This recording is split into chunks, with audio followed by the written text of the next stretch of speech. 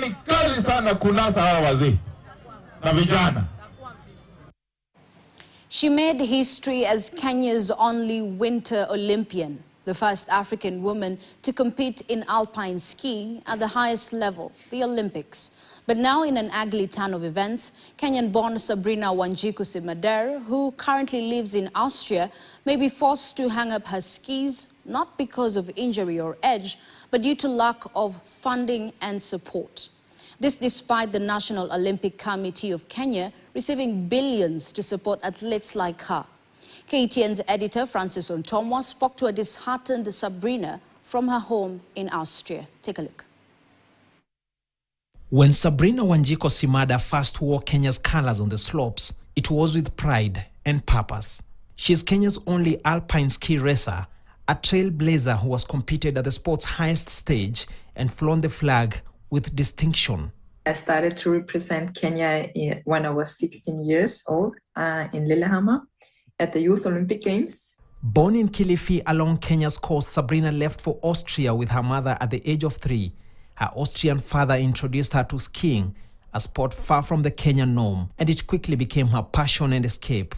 But tragedy struck early when she lost her stepfather at a tender age. My stepfather passed.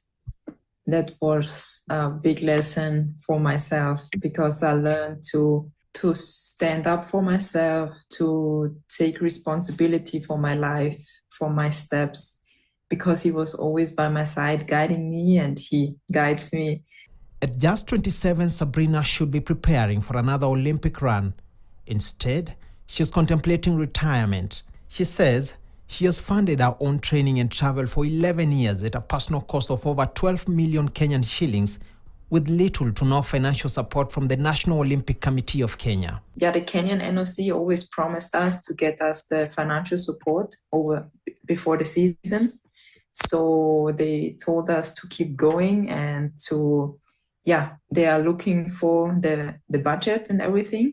So we couldn't give up on this. So we always get a credit and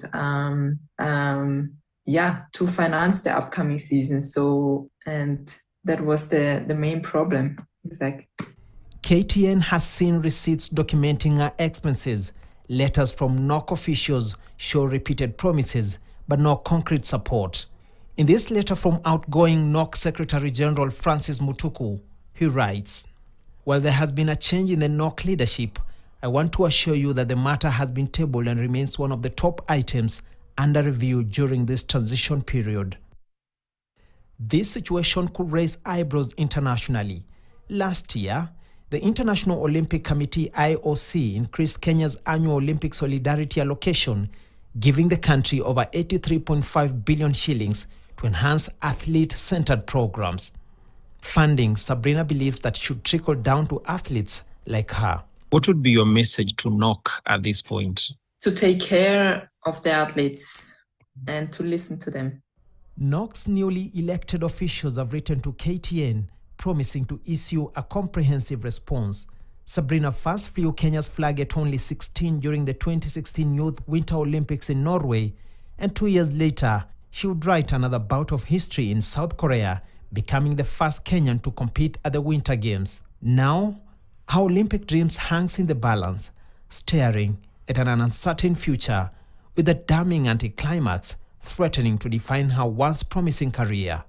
Francis Ontomwa, KTN, Nairobi. Ahead in business news, hundreds of families